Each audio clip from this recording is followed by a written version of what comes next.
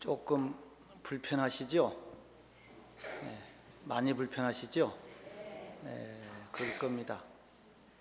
봄이 와서 꽃이 피고 향기가 나지만 그 향기를 느끼지 못하는 것이 무엇 때문인가?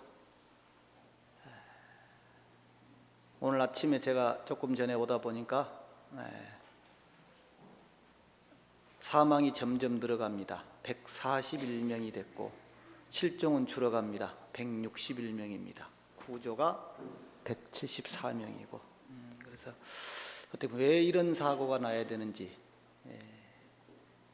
일어나지 않아도 될 사고가, 결코 일어날 수 없는 사고가 났습니다.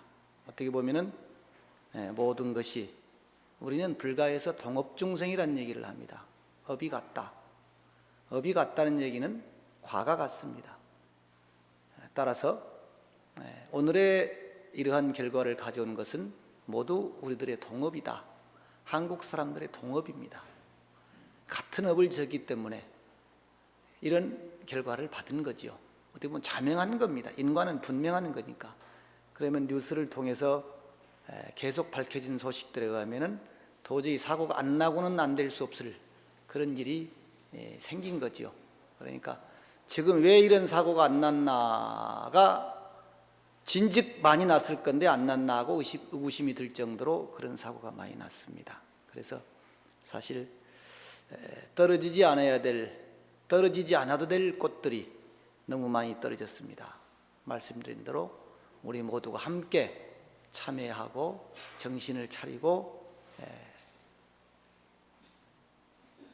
또 그렇게 살아가야 될 앞으로 날이 있는 것은 아닌가 생각해 봅니다. 이것이 연기입니다. 오늘 무슨 말을 해야 되나 참 그럽니다. 요즘에 초파일 행사도 다 축소가 되고 연기가 되고 이렇게 됩니다. 그러니까 또 그때 무슨 말을 해야 될지, 또 말을 잘못하면 또 굉장히 곤욕을 치르는 분도 많고 전국적인 분위기가 그렇습니다. 그런데 종교인은 더욱 더 하겠죠. 그래서 어떻게 보면 우리 모두가 참여해야 할 이유가 여기에 있는 것이 아닌가. 동업이라고 하는 업을 우리가 짓고 살고 있기 때문에. 그런데 한나라 때 해로가라는 그 가사가 있습니다. 사람의 목숨이 이슬과 같아서 이슬과 같이 쉽사리 없어지고 만다는 내용의 슬픈 가사입니다.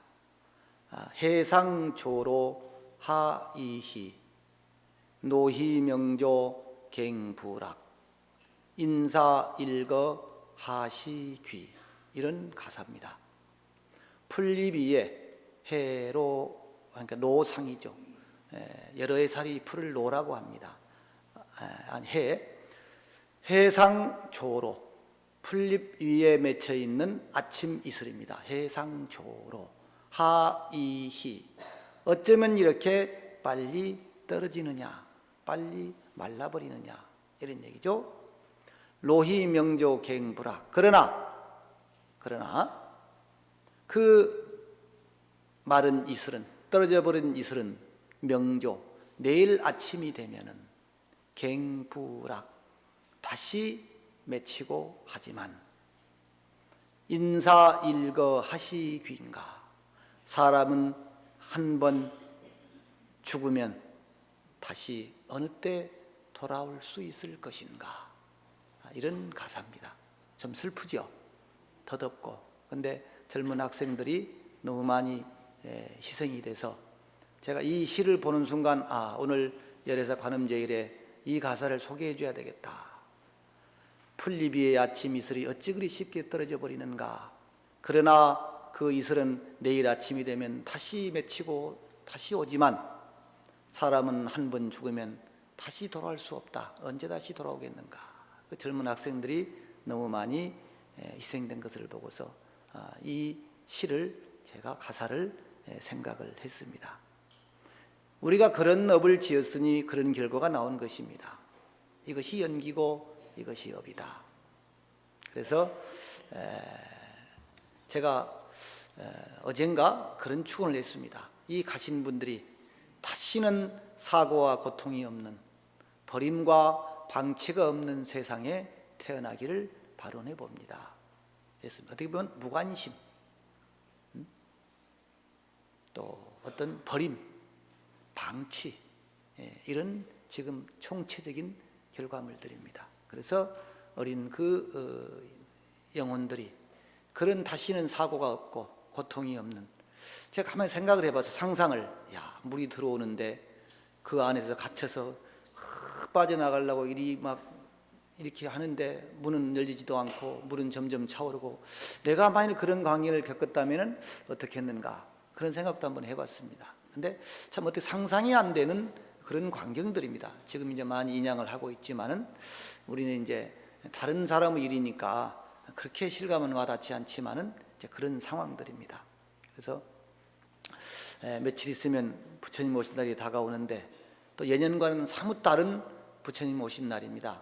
연등 축제나 모든 이런 것들이 축제 분위기가 아니고 이제는 추모 분위기가 돼야 되고, 또 모든 연희나 가무나 이런 것들은 또 다 할 수도 없고, 그러니까 준비했던 것들도 다 지금 이제 접어야 되고, 아니면 폐지, 축소, 연기 지금 이렇게 되고 있습니다. 그러니까 여기서 잘못하면 또 욕만 먹죠. 그러니까 더더욱 안 하겠죠.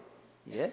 그래서 지금 그런 상황입니다. 그래서 우리 국민이 부처님의 가르침을 조금이라도 좀 실천하고 새기고 살았더라면 과연 오늘과 같은 참사가 일어났겠는가?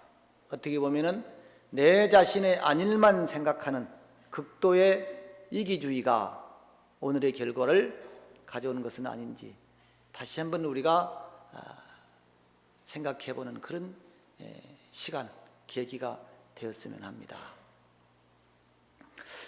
오늘은 이제 초파일도 다가오고 해서 서두는 했고요. 서두는 했고 초파일도 다가오고 해서 저는 몇 년 전에 한번 제가 달을 부처님에 비유한 얘기를 한번 했었습니다. 그래서 고래로 부처님의 가르침을 달에 비유해서 설명했습니다. 종교가 생기기 훨씬 이전부터 이 자연은 기도의 대상이었습니다. 특히 그 가운데에서 달은 우리 민족에게 절절한 기도의 대상이었습니다. 때로는 기다리는 사람이 되기도 하고, 하소연의 대상이 되기도 하고, 원망의 대상이 되기도 합니다.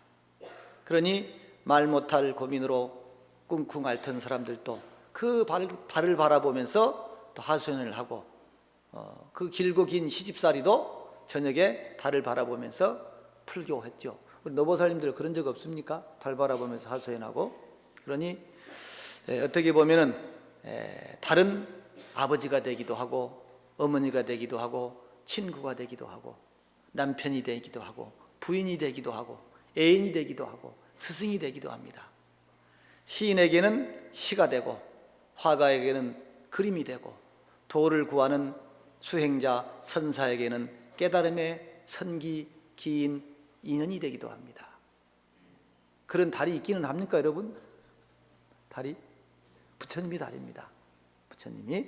그래서 또한 달에는 보름달만 있는, 아주 둥글고 큰 달만 있는 것이 아닙니다. 금음달도 있고 초승달도 있고 반달도 있습니다. 즉 일그러진 달도 있고 찌그러진 달도 있고 아예 달이 보이지 않을 때도 있습니다. 그러나 중요한 것은 모양에 상관없이, 크기에 상관없이 달은 항상 거기 그렇게 우리와 함께 있다는 것입니다. 그것이 중요하죠. 달이 항상 있다는 것. 우리는 그것을 놓치고 삽니다. 내 옆에 부처님이 있다는 것, 내 옆에 소중한 사람이 있다는 것을 놓치고 사는 경우가 많지요. 그래서 옛날에 선사 스님들이 달을 보고 정말 수행의 마음을 일으켰고, 달을 보고 깨달음을 얻기도 했고, 결국은 부처님께서 뭡니까? 새벽 별을 보고 깨달으셨잖아요. 인견, 명성, 운오, 도 이렇게 했지 않습니까? 새벽 별을 보고 깨달음을 얻었다. 제가 좋아하는 글 가운데 좌계 현랑선사의 글 가운데에 한 구절을 소개를 합니다. 오늘은 좀 귀가 좀 고급스러워집니다, 여러분들이. 청송벽소에 명월이 자생하고 풍소백운하니 종목천리로구나 그렇습니다. 자, 상상을 해봅니다. 여러분들이 수행자가 돼서 수행자들의 어떤 옛날 수행자들의 로망은 전혀 방해받지 않는 장소에서 조용한 처소에서 깊은 산중에서 수행하는 것입니다. 그게 어떤 수행자의 로망이죠. 그것이 바위굴이든 초막이든 토굴이든 어떤 것에도 방해받지 않고 자연과 하나가 되어서 오롯이 수행에 열중하는 것입니다. 그래서 스님이 저 깊은 산속에 옛날 지금 당나라 때 시절입니다. 산속에 스님 혼자 수행을 하십니다. 저녁에 공부를 하다가 고개를 턱 들어보니까 저기는 부처님이 뒤로 계시네. 어쨌든 이렇게 산 능선이가 있으면 거기에 소나무가 멋지게 나 있겠죠. 공제선상에. 그것으로 어떻게 됩니까? 달이 싹 솟아오르죠. 그것이 뭡니까? 청송입니다. 푸른 소나무 사이로 달은 싹 떠오르고. 그다음 벽소는 뭐냐? 고개를 턱 내려봤더니 그 스님이 앉아 계셔서 수행하는 그 앞에 개울물이 흐릅니다. 그래서 이렇게 낙차가 생겨서 깊이 패인 곳을 뭐라고 합니까? 뭐라 그래요? 소라 그래요. 소. 그러죠? 소. 폭포수가 깊이 땅을 파가지고 거기에 깊은 옛날에 명주실을 몇 탈에 넣느네 이렇게 하잖아요, 우리 어려서. 그럼 거기에 물이 깊죠, 파랗죠. 그래서 그것을 뭐라고 하느냐? 벽소라고 합니다. 풀을 벽자, 소자. 연못이라는 얘기죠. 깊이 패인 웅덩이, 연못. 거기에 또 뭐가 있겠어요? 거기도 달이 있죠. 그러니까 청송과 벽소에 명월이 자생하고. 참 멋있죠? 얼마나 멋있습니까? 소나무가지 사이로 달이 솟아오르고 물속에도 달이 하나 들어있고 또 있고. 그래서 청송과 벽소에 명월이 자생하고, 명월이 밝은 달이 우리 마음에 부처님이 지금 드러나는 시간입니다. 지금 깨달음의 시간입니다. 그것이 달이 바로 풍소백운하니 종목천리라. 그 산에 안개도 끼고 구름도 끼고 싹 끼어 있습니다. 거기에 바람이 슬 부니까 구름이 어떻게 돼요? 구름이 거치죠. 네? 그것이 풍소백운입니다. 바람이 구름을 걷어가고 나니까 천리벽까지도 시원하게 보이더라. 그것이 깨닫는 순간입니다. 마음속에 있는 번뇌를 다 걷어내니까 부처님이라고 하는 아무것도 일망무제 걸림이 없는 저 세계가 천리밖까지 시원하게 보이더라. 풍소백운하니 쓸소자입니다. 바람이 구름을 걷어가니까 쓸고 가니까 눈이 천리밖까지 보이더라. 마음의 눈입니다. 심안입니다. 그러니까 결국은 여기서 구름은 우리 번뇌를 얘기하는 겁니다. 깊은 산중 장막한 밤에 좌선하던 스님의 머리를 들어보니 소나무 가지 사이로 달이 솟아오르고, 고개를 숙여 앞에 흐르는 벽소를 바라보니 그 개울물 속에 큰 놋대전만한 달이, 환한 달이 또 탁 들어있더라. 아침이 돼서 바람에 구름과 안개가 서 거치고 보니까 저 멀리 천리밖까지 시원하게 보이더라. 이것이 깨달음의 순간입니다. 멋있지 않습니까? 청송벽소에 명월이 자생하고 풍소백운하니 종목천리로구나. 오늘 여러분들의 마음속에 우울과 번뇌와 답답함이 오늘 관음제일날 기도를 함으로 인해서 좀 다 씻어가시라고 이 시를 소개합니다. 박수를 치려면 여럿이 치든가 말든가.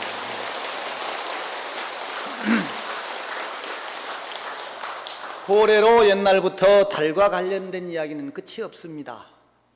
뭐 그걸 보고 뭘 어떻게 했다, 뭐 어느 스님이 깨달았다, 뭐 또 어떤 일이 일어났다, 뭐 이랍니다. 그래서 그 달과 부처님의 가르침을 비유한 대목이 열반경에 나오는데 몇 년 전에 한번 제가 잠깐 소개를 드렸습니다. 그때 안 들은 분들은 기억을 해보세요. 그 10가지 비유를 하십니다. 달과 부처님을 비유해서. 첫 번째, 능파암이라고 합니다. 능이 부처님의 말씀은 어두움을 깨뜨린다. 어두움을 없앤다. 즉 달이 뜨면 어두움을 거두어가고 밝은 광명을 비춰주듯이 부처님은 중생들의 마음속에 잠들어 있는 고통과 무명의 어두움을 제거해 주신다. 그래서 다른 능이 모든 어두움을 파괴한다. 그래서 능파암류라고 합니다. 능이 없앤다. 어두움, 우리들의 마음속에 있는 근심, 걱정, 우울함, 답답함을 다 없애준다. 두 번째는 뭐냐? 영견도비도유다 그랬습니다. 달이 밝으면 그 달빛을 의지해서 가야 할 길과 가지 말아야 할 길을 우리는 알 수 있다. 즉 부처님의 가르침이죠. 내가 이걸 해야 되느냐 말아야 되느냐. 그래서 도비도, 길과 길 아닌 것을 우리에게 알게 해준다. 달빛이, 즉 부처님의 가르침이. 어디로 가야 할지 몰라 방황할 때 달이 떠오르면 내가 어디로 갈 것인지를, 그 길을 알 수 있듯이 부처님의 가르침을 의지하면 바른 길이 환하게 보이더라. 그래서 도와 비도, 가야 할 길과 가지 말아야 할 길을 알게 해준다. 그래서 도비도를 알게 해준다. 세 번째는 견도사정류 그랬습니다. 좋은 길과 나쁜 길을 확실히 알 수 있다. 내가 이 길로 가면 구렁텅인지, 이 길로 가면 좋은 길인지. 그래서 인간이 고통으로 떨어질 길과 편안한 해탈의 길로 가야 할 길을 가르쳐 주신다. 그래서 달은 나쁜 길과 좋은 길을 알 수 있게 한다. 그래서 도사정류 그랬습니다. 우리에게. 또 달이 떠오르면 기분이 좋고 마음이 편안해집니다. 그래서 제울증 득청량류라고 해서 네 번째는 우울한 마음을 다 없애주고 청량한, 시원한, 편안한, 기쁜 마음을 얻게 해준다. 그래서 내가 바라는 대로 되지 않은 데서 오는 신경질, 짜증, 우울, 답답함, 이럴 때 부처님의 말씀을 보거나 듣거나 공부하면은 마치 달이 떠오르면 어둠이 환히 걷히듯이 마음속에 있는 답답함이 다 없어지더라. 이것을 제울증, 우울증을 없애주고 득청량, 마음이 시원함을 얻게 해준다. 알겠습니다. 다섯 번째는 파괴형강 고심류다 그랬습니다. 달이 뜨기 전에는 반딧불이 세상을 밝힙니다. 그러나 달이 뜨고 나면 반딧불은 아무것도 아닌 존재가 되어버립니다. 우리가 일하고등이라는 말이 있어요. 자, 캄캄할 때는 초롱불을 켜놓으니까 그 초롱불도 굉장히 밝았습니다. 근데 달이나 햇빛이 뜨면 어떻게 돼요? 그 불은 빛은 빛도 아닌 게 돼버리죠. 일하고등, 태양 아래 외로운 등불, 달빛 아래 촛불, 이렇게 되겠죠. 사자가 없는 곳에서는 토끼가 주인 노릇을 하지만 사자가 한번 소리치면 숲은 조용해진다. 그래서 부처님의 설법을 우리는 사자후라고 합니다. 아까 그러대요. 사자후를 이렇게 하대요. 사자후입니다. 그래서 이 달이 높이 떠서 온 세상을 다 비춘다는 거죠. 여섯 번째는 식도적상류다. 달이 밝은 밤이나 눈이 내리는 밤에 도둑질을 하는 사람은 없습니다. 그러죠? 눈 내리는 날에는 발자국이 찍히고 달 밝은 밤에는 훤히 보이니까 도둑질을 안 합니다. 그래서 도둑질을 쉰다고 하죠. 도둑질하려는 마음이 일어나더라도 달이 지기를 기다려서 도둑질을 합니다. 그래서 밝은 달은 도둑질하려는 마음을 없애준다. 부처님의 법이 마음속에 들어차 있으면 점점 이와 같이 삿되고 나쁜 마음은 사라지게 된다. 마음의 도둑은 번뇌망상인데 망상은 신선한 지혜의 마음을 훔쳐가더라. 그래서 다른 도둑질하려는 마음을 쉬게 하듯이 부처님의 가르침은 나를 바른 길로 인도해 주신다. 일곱 번째는 제외악수심류 그랬습니다. 달이 뜨면 밤길을 걷는 사람이 맹수로부터 어떤 두려움이나 걱정을 덜게 됩니다. 부처님의 정법을 만난 사람은 마음속에 두려움이나 근심이 사라지게 됩니다. 반야심경에 무유공포 원리 전도 몽상 구경열반, 이 대목입니다. 마음속에 부처님의 어떤 힘으로 원력으로 가득 차 있기 때문에 어디를 가더라도 떳떳하고 당당하고 두려움이 없고, 그래서 제외 악수심류, 나쁜 짐승들로부터 해코짐을 당한다든가 또 두려운 마음이 난다든가 이런 것을 없애준다는 거죠. 두려움과 근심, 걱정, 잘못된 생각, 이런 것들이 없어진다. 8번째는 개부 우발라화유 그랬습니다. 개부 우발라유, 꽃 가운데는 달이 찰 때 피는 꽃이 있고 또 해가 뜰 때 피는 꽃이 있고 여러 가지가 있습니다. 그러죠? 대표적으로요, 달맞이 꽃이 그런 경우입니다. 달이 뜨면 피죠. 인도에서 달과 함께 피는 꽃이 우리가 아는 우담바라라고 그렇게 얘기를 한답니다. 우담바라가 달빛을 보고 핀대요. 이 밤에. 한문으로 청년화라고 그럽니다. 달이 만월이 되었을 때 만개한다고 합니다. 그래서 만월은 꽃을 피우게 하는 힘이 있다고 옛사람들이 믿었습니다. 즉 달과 같이 부처님은 중생들의 마음의 꽃을 활짝 열리게 한다, 피어나게 한다. 그래서 달은 우담바라화를 활짝 꽃피게 한다는 뜻에서 개부 우발라화유 이렇게 했습니다. 개부 우발라화유. 반대로 달밤에 피는 꽃이 있는가 하면 달이 뜨면 꽃잎을 오므리는 식물이 있다. 연꽃도 밤에는 오므립니다. 낮에 핍니다. 그러죠? 연꽃 심어보시면 오전에 해가 뜨면 꽃이 쫙 피었다가 오후가 되면 꽃잎을 쫙 오므립니다. 보시기는 했어요? 그 오므릴 때 안에다가 뭐 차도 넣고 이렇게 해서 이렇게 딱 해가지고 연잎 따서 묶어서 이렇게 놔두게, 그 연 향기가 싹 차로 스며들게 해서 연차도 만들어 먹고 그러잖아요. 네? 해봤어요? 한번 해보세요. 달밤에 피는 꽃이 있는가 하면은 달이 뜨면 꽃을 오므리는 식물이 있다. 불법이 달이라면 중생들에게 있는 가지가지 번내는 꽃잎입니다. 부처님의 말씀이 딱 나타나면은, 들으면은, 공부하면은 그런 나쁜 마음들은 싹 오므리게 되지 않겠어요? 부처님의 가르침을 만나면 중생들의 마음속에 일어나는 잘못된 오욕의 꽃잎들은 저절로 오므리게 된다. 이것을 합연화유라고 한다. 마치 연꽃이 다 닿듯이 저녁이 되면은. 10번째는 뭐냐? 달이 밝으면 기분도 좋지만은 달이 밝으면 어딘지 떠나고 싶은 마음이 생깁니다. 또 어떤 그 두려움이나 근심도 없어집니다. 왜? 화나니까. 그래서 발행인 진로심류라고 하는데, 부처님 법을 만나 내 인생의 길이 보이고 열리게 되면은 그 길을 향해서 쉬지 않고 가고 싶은 원력과 정진의 힘이 저절로 생기게 된다. 그렇잖아요. 내가 바른 길이 보이면 그 길로 가고 싶어 하는, 또 가고자 하는 어떤 원력이 생깁니다. 그래서 발행인 진로심류, 나아가고자 하는.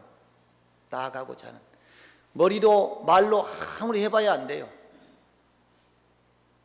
손으로 발로 움직여야 돼요. 근데 움직이게 만드는 거예요, 달빛은. 마치 부처님의 가르침은 우리를 그렇게 움직이게 만든다. 움직이게. 지난번에 제가 기실론소에서 원효 스님의 달을 바라보는 인간의 차별상을 얘기를 했었습니다.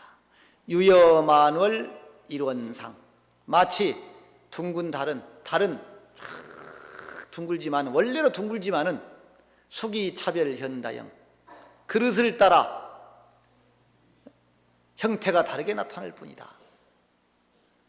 내 마음속에 부처님이라고 하는 달은 둥근고 크고 밝은 달이지만은 마음을 어떻게 쓰느냐에 따라서, 마음을 어떻게 먹느냐에 따라서 달이 달라집니다. 깨진 그릇에는 어떻게 해요? 달이 못 담기죠. 찌그러진 그릇에는 달이 찌그러지게 나타납니다.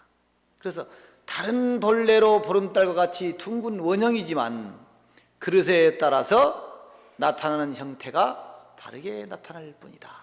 근데 우리는 그 달을 보고 깨졌다더니 찌그러졌다니 없다느니 그러고 있더라. 부처님의 은혜나 가피도 이와 같습니다. 그래서 법성계에서는 중생숙이 득이익이라고 했던 것입니다. 중생들은 숙이 자기 그릇을 따라서 이익을 얻을 뿐이다. 이익을 따라서. 부처님은 고르게 법의 비를 뿌려주시지만 자기 그릇의 크기만큼만 받아들이게 됩니다. 주지 않는다고 불평하고 원망할 것이 아니라 내 그릇이 작은 것을 한탄하고 내 그릇의 크기를 키워야 할 것입니다. 또한 밝은 달은 해탈을 의미합니다. 해탈. 두려움이 없으니까 마음이 편안하고 괴로움이 없게 되니까 살아가는 그대로 언제나 즐겁게 되더라. 그래서 이 달은, 밝은 달은 그대로 해탈과 즐거움의 세계다.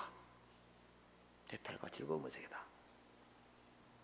밝은 달이 많은 사람들을 즐겁고 편안한 해탈의 세계로 인도하듯이 부처님도 우리들을 안심과 편안함, 해탈의 길로 인도하신다. 우리들이 참선을 하고 염불을 하고 기도하고 또 실천하고 이 많은 것들이 어우러져서 우리들의 마음속에 부처님이라고 하는 달이 환하게 뜨면은 그대로 이 세상은 밝고 환해져서 내가 머무는 그곳이 바로 정토가 된다는 거죠. 달이 우리 곁을 한시도 떠나지 않았듯이 부처님 또한 우리 곁을 한시도 떨어진 적이 없다. 떠나신 적이 없다. 이제 며칠 있으면 조파일입니다. 그날 오신 건지 아시고 아니고 매일 와 계시고 아니 가셨지만 부처님의 법신은 상주이 불멸, 영원히 머물러서 없어지지 않고 우리와 함께 하신다.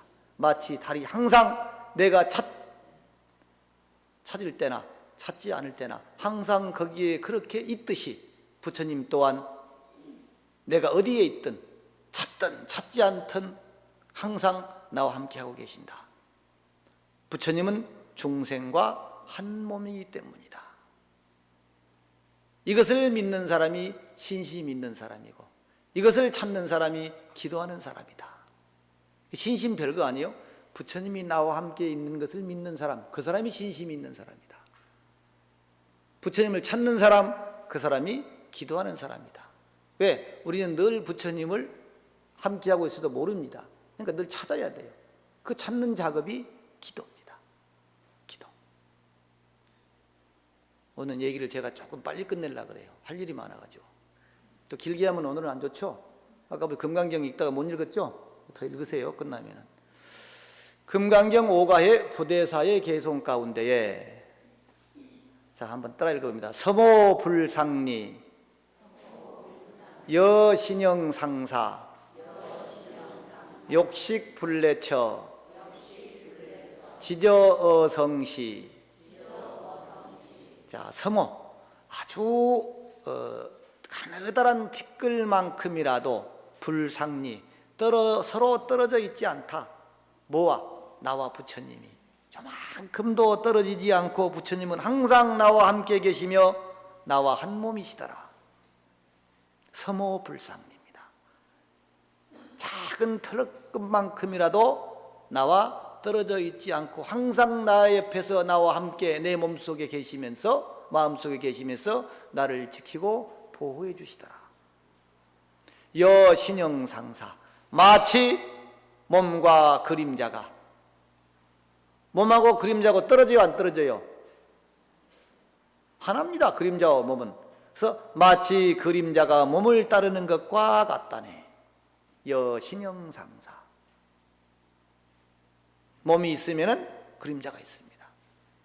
그래서 그림자가 몸을 따르는 것처럼 항상 부처님이 나를 따라다니고 계신다. 함께 있다. 한 몸이다. 그래서 욕식 불내처, 부처님께서 오신 곳을 알고 싶은가? 부처님이 어디에 계시는지, 부처님이 어디에서 오시는지를 그대는, 너는, 당신은 알고 싶습니까? 지저어성시. 다만 이렇게 말하고 듣고 하는 그놈이 바로 부처님이시라네. 그럼 뭐예요? 여러분이 부처님이고 여러분의 마음속에, 여러분의 몸속에 이미 부처님이 함께하고 계신다. 그래서 섬호 불상리, 첫 구절이 털끝만큼도 나와 떨어져 계시지 않더라. 그걸 믿습니까? 예, 믿는 사람은 신심이 있는 사람이라니까. 예, 믿는 사람은. 그 사람은 달라요. 말하는 것도 다르고 행동하는 것도 달라요. 이런 사고도 안 나요. 왜? 부처님의 마음으로 하니까. 부처님의 말씀으로 하니까. 요즘에 배려라고 하는 그 단어를 제가 많이 생각을 합니다. 배려. 과연 나는 배려하고 사는가? 부인은 남편을, 남편을 부인을. 제가 정의한 것은 배려의 극치는 자비이다. 저는 이렇게 얘기합니다. 맞는 것 같아요? 배려의 극치가 자비입니다. 배려하지도 못하고 살면서 뭐 자비를 운운할 수가 없는 거예요. 마음이 부처님이라면, 즉 배려하는 마음이 부처님입니다. 그 배려한 마음이 지극히 상승되어 있는 모습으로 나타나는 것이 자비입니다. 자비. 그러면 배려하는 마음이 부처님이라면 여러분들의 마음이 바로 부처님이다. 이번에 무슨 선장이니 누구니 또는 뭐니 다 뭐예요? 자기 아니만 생각하니까 그래 된 거 아니에요. 배려가 없잖아요. 자비는 요만큼도 없잖아요. 더더욱. 그러니까 배려는 자비를 수천만 분의 1쯤 쪼개놓은 거고, 배려를 무한대로 늘리면은 자비가 조그만큼 생기는 겁니다. 자비가. 그래서 부처님과 우리는 결코 한 걸음도 떨어지지 않다. 왜냐? 부처님은 자비 그 자체이시니까. 부처님은 자비 그 자체이시니까. 내가 배려하는 마음이 있다면, 남을 배려하는 마음이 있다면 이미 그 몸과 마음 속에 부처님은 와 계신다. 왜? 부처님은 자비의 화신이시니까. 자비의 화신이니까.